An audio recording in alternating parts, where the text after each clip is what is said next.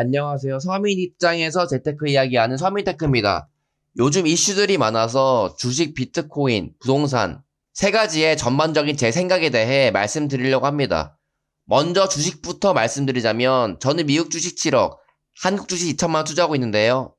사회초년생 때 학자금 대출 마이너스 3천만 원부터 시작한 흑수저 출신이었지만 자산을 이렇게 키울 수 있었던 이유는 악착같이 모아 올바른 투자 방법으로 투자를 해서 돈을 불렸기 때문입니다.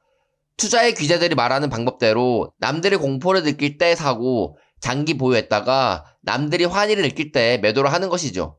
저는 항상 하락하여 주가가 쌀 때 매수하기 때문에 대부분 매수하고 난 이후 더 하락하여 수익률이 마이너스일 때가 많았습니다.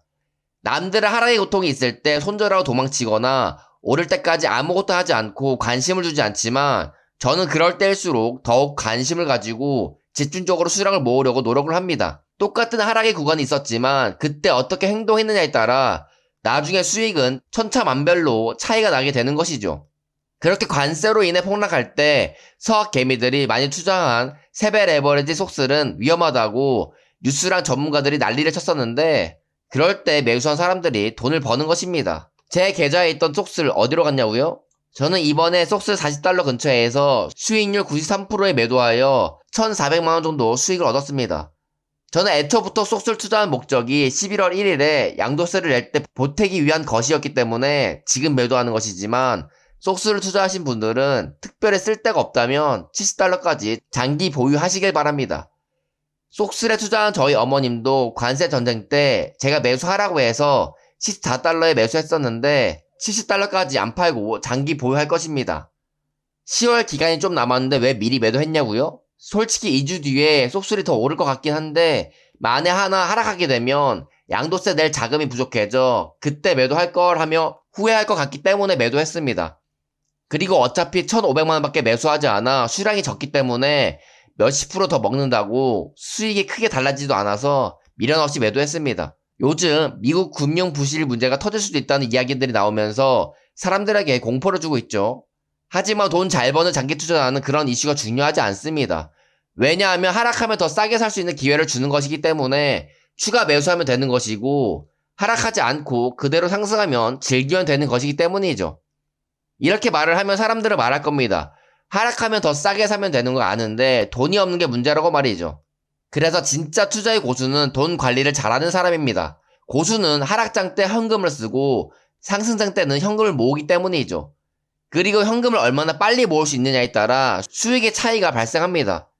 그러니 쓸데없는 이슈에 신경 쓰지 마시고 남들보다 더 많은 투자금을 모을 수 있도록 남들 놓일 때 일하시길 바랍니다. 다음은 코인에 대해 말씀드려 볼 텐데요. 저는 비트코인 1억 이상 될 때부터 계속적으로 매수하지 말라고 말씀드렸습니다. 왜냐하면 남들이 좋다고 해서 많이 상승한 투자 상품이 뛰어들게 되면 먹을 게 없고 나중엔 결국 하락하게 되어 고점에 물릴 가능성이 크기 때문이죠. 그 예시가 에코프로 같은 2차전지 종목입니다. 배터리 아저씨가 유명해지고 2차전지 열풍이 불어 에코프로가 100만원까지 올랐을 때 저는 닷컴 버블이라는 말을 쓰면서까지 매수는 자제하라고 말씀드렸었습니다. 그 이후 150만원까지 상승했지만 지금은 떡락한 상태이죠. 저 당시 독서 모임을 하던 사람이 에코프로 3천만원 가지고 있었는데 300%의 수익을 얻고 있어서 그때 팔라고 얘기를 해줬었지만 200만원까지 더 오른다고 하며 계속 보유를 한다고 하더라고요. 떡락 후 물어보니 좋을 때 못 팔아서 망했다고 합니다. 비트코인도 마찬가지입니다. 많이 상승하고 나서 비트코인이 좋다고 매수를 해야 한다고 주장하는 사람의 말은 귀담아 듣지 말아야 합니다. 진정으로 비트코인이 좋았다면 2022년 하락할 때 좋다고 매수를 주장한 사람이 진정으로 투자를 아는 사람이지 상승장에 외친 사람은 투자를 할 줄 모르는 사람이기 때문이죠. 1억대라도 매수했으면 지금 70%의 수익을 얻었는데요 라고 말하시는 분들이 있을 겁니다. 그 정도 수익은 주식을 투자해도 충분히 얻을 수 있는 수익입니다. 사람들의 불안전한 자산인 코인을 하는 이유는 몇백 프로의 수익을 얻기 위함이라 그 정도 수익에 매도할 사람은 별로 없다고 봅니다. 비싸게 코인을 매수한 사람들은 결국 에코프로처럼 욕심을 내다가 고점에 물려 손실을 보는 사람들이 훨씬 많을 거라고 저는 안 봐도 비디오처럼 예상이 됩니다. 그리고 상승할 때 비싸게 사서 수익을 얻었다고 해도 잘한 투자가 아닙니다. 그런 투자 방법으로 투자를 하면 한두 번은 잘 맞춰 돈을 벌 수 있겠지만 잘못하면 번 돈 다 잃을 때가 있기 때문에 꾸준히 돈을 벌 수 있는 게 아니기 때문이죠. 우리는 시간이 걸리더라도 확실하고 꾸준히 돈을 벌 수 있는 투자 방법으로 투자를 해야 합니다. 그래야 많은 돈을 투자할 수 있는 그릇이 생기고 투자로 인생이 변할 만큼 돈을 벌 수가 있는 것입니다. 비트코인이 안전자산이라고 하더니만 신용위기설이 나오자마자 금은 오르는데 코인은 떡락하는 거 보셨죠? 예전부터 말씀드렸지만 결국 코인은 심리로 인해 움직이는 다단계 같은 물건일 뿐입니다. 코인으로 돈을 못 번다는 뜻이 아닙니다. 저도 코인으로 돈을 벌었었기 때문이죠. 오히려 저는 2022년 남들이 코인이 안 좋다고 할 때 매수해서 100% 이상 수익을 2번 보았기 때문에 그때는 아무도 코인 좋다고 안 하더니만 내가 팔고 나니까 이제서야 좋다고 떠드는 게 어이가 없어서 말씀드리는 것입니다. 코인이든 주식이든 투자의 본질은 똑같습니다. 어떤 게 특별해서 계속 올라간다는 것은 없습니다. 큰 상승이 있으면 큰 하락이 있는 것이고 큰 하락이 있으면 큰 상승이 있는 것은 그냥 투자의 규칙이기 때문이죠. 그래서 2차 전지가 불장일 때는 제가 부정적으로 매수를 하지 말고 쳐다도 보지 말라고 했지만 2차 전지가 떡락했을 때는 이미 투자하신 분들은 손절하지 말고 추가 매수하라고 주장을 바꾼 것입니다. 최근 2일 동안 2차 전지 종목도 떡상을 했죠. 돈은 돌고 돌기 때문에 추가 매수해서 평균 단가를 낮추고 기다리다 보면 내 차례가 오게 되어 있다는 걸 저는 수도 없이 영상으로 증명해 드렸습니다. 코인도 마찬가지로 남들이 다 좋다고 할 때 저는 부정적으로 말씀드리지만 코인이 떡락하여 남들이 안 좋다고 할 때 저는 긍정적으로 말할 것이고 그때 매수하는 자가 진짜 투자를 잘할 줄 아는 사람인 것입니다. 그러니 위험자산인 비트코인을 매수할까 말까 하시는 분들은 지금과 같이 비쌀 때는 쳐다도 보지 마시고 다른 싼 투자 자산에 투자하시길 바랍니다. 비트코인은 이제 예전과 같이 큰 변동성을 주는 자산도 아니기 때문에 너무 고수익을 바라며 욕심을 낼 필요가 전혀 없습니다. 이미 투자하신 분들은 길게 보고 하락을 대비해서 현금을 모아두시길 바래요. 마지막으로 부동산에 대해 말씀드리자면 최근 부동산 규제 정책으로 인해 많은 부동산 유튜버들이 어떤 정책인지 잘 설명해주고 있습니다. 서울 전체랑 경기 12개 지역을 토지 거래 허가 구역으로 거래를 못하게 막아놓는 규제 정책을 만들었습니다. 그리고 규제 지역에서 전세 낀 갭 투자는 못하게 막아놨고 실거주 한다고 해도 대출이 70%에서 40%만 해주는 것으로 줄어들었습니다. 예외적으로 생애 최초 무주택자는 규제 지역이라도 70% 대출은 해준다고 하더라고요. 그러나 생애 최초 무주택자도 갭 투자를 막았고 1주택자도 좋은 지역으로 갈아타기를 막음으로써 부동산으로 계층을 이동할 수 있는 사다리를 끊었다고 볼 수가 있습니다. 근데 저는 대통령 당선 확정되었을 때부터 민주당이 여당으로 집권하면 당연히 이런 대책들을 낼 것이라고 예상했었습니다. 나라가 망하진 않겠지만 살기가 좀 불편해질 거라고 영상을 찍었었는데 예상대로 집 사기 불편해지게 만들었습니다. 어떤 사람들은 정부가 규제를 했기 때문에 내가 부동산으로 계층 이동 못하는 것이라며 정부 탓을 하며 비난하기도 합니다. 하지만 여러분이 계층 이동을 못하는 것은 정부 탓이 아니라 본인 탓입니다. 왜냐고요? 대통령님이 당선되었을 때부터 이런 규제를 할 거라고 충분히 예상이 되는 상황이었는데 그 전에 대비를 하지 않고 실천하지 못한 건 여러분 탓이기 때문이죠. 반대로 어떤 사람들은 강력한 부동산 규제 정책을 했기 때문에 서민들이 집을 살 수 있게 집값을 떨어뜨릴 수 있는 잘한 정책이라고 칭찬하는 사람들이 있습니다. 정부가 집값을 떨어뜨려주면 나는 편하게 집을 잘 살 수 있을 거라고 생각하는 거죠. 그러나 좋은 지역을 여러분이 편하게 살 수 있을 만큼 집값은 떨어지지 않습니다. 왜냐하면 내가 살 만큼의 돈이 있다는 건 남들도 그만큼의 돈이 있는 것이기 때문에 누구나 투자하려고 할 것이고 아파트 개수는 정해져 있기에 결국 돈 많은 사람한테 경쟁이 밀려 집 못 사는 건 똑같기 때문이죠. 그리고 만약 정부가 잘해서 집값을 떨어뜨려 줬다고 칩시다. 그때 집을 살 수 있을 것 같죠? 그럴 리가 없습니다. 왜냐하면 하락하면 더 하락할 것 같기 때문이죠.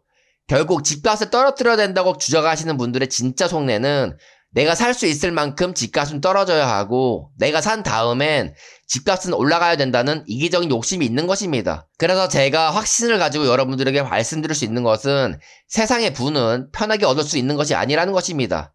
남들보다 더 힘든 고통을 느끼고 이겨낸 자만이 부를 얻을 수 있기 때문이죠. 그리고 여러분의 인생은 정부가 책임져 주지 않습니다.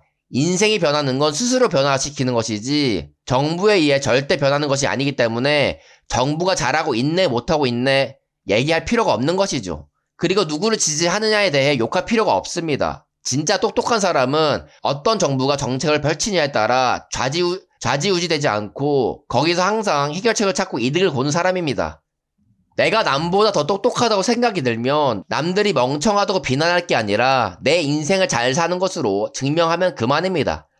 그래서 이번 규제 정책으로 앞으로 어떻게 될 것 같냐고요? 개인적인 제 생각은 이런 규제들은 이미 문재인 정권 때 해본 것들이기 때문에 그때처럼 부작용으로 규제 지역을 피한 근처의 비규제 지역의 집값이 상승하면서 결국 집값 폭등이 일어나지 않을까 생각합니다.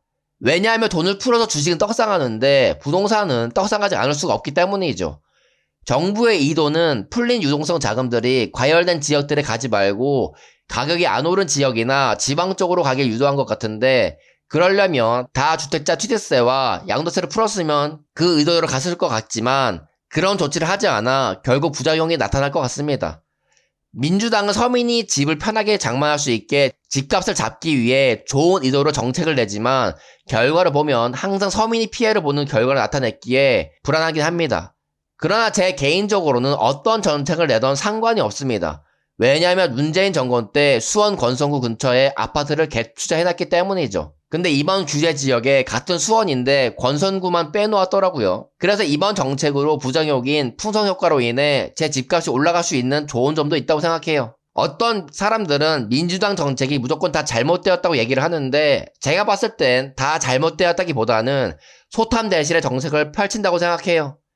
잠깐의 수요 억제 정책으로 단기간 집값을 잡을 수 있는 작은 부분의 이득을 얻는 대신 장기적으로는 이 지역 저 지역 옮겨다니며 집값을 더 폭등시킬 수 있는 큰 것을 잃는 정책을 한다는 것이죠. 부동산 정책뿐만 아니라 다른 정책을 내는 것을 보면 작은 부분에 대해서는 좋은 점도 있지만 크게 보면 안 좋은 점들이 많더라고요. 그래서 사람들은 큰 것을 잃는 것에 대해서만 부정적으로 얘기하고 화를 내지만 저는 작은 이득을 얻는 것에 긍정적으로 보고 같이 이득을 얻으려고 노력을 합니다. 남들은 민주당 때문에 집값 폭등시켜서 안 좋다고 불평불만할 때 저는 집을 미리 사놔서 민주당을 이용해 제 부를 늘릴 수 있는 포지션을 잡아놨습니다. 그러다 정책 효과가 좋아서 집값이 폭락하면 어떡하냐고요? 저는 어차피 제가 감당 가능한 가격인 아파트를 매수해놨기 때문에 전세를 월세화시켜 월세를 높게 받아 현금 흐름을 발생시킬 수 있게 세팅해 놓으면 됩니다. 그래서 부동산뿐만 아니라 모든 투자를 할 때는 어떠한 상황이 와도 나쁘지 않은 포지션을 잡는 게 중요합니다.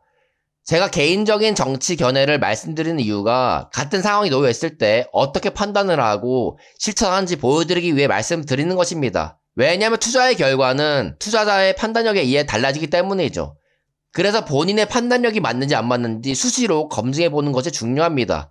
회사 일을 하면서도 알 수 있고 투자를 하면서도 알 수 있는데 이렇게 정치와 경제도 어떤 방향으로 갈지 재미로 예측해보고 결과를 보면 알 수가 있습니다. 물론 정치 경우에는 요즘 거짓 정보가 하도 많아서 어떤 것이 사실 기반인지는 아무도 알 수가 없기 때문에 판단력을 측정하기 어렵긴 한데 적어도 부동산 정책과 집값과 같은 객관적인 데이터가 있을 때는 판단력이 맞는지 확인해 볼 수 있는 좋은 기회이기도 합니다.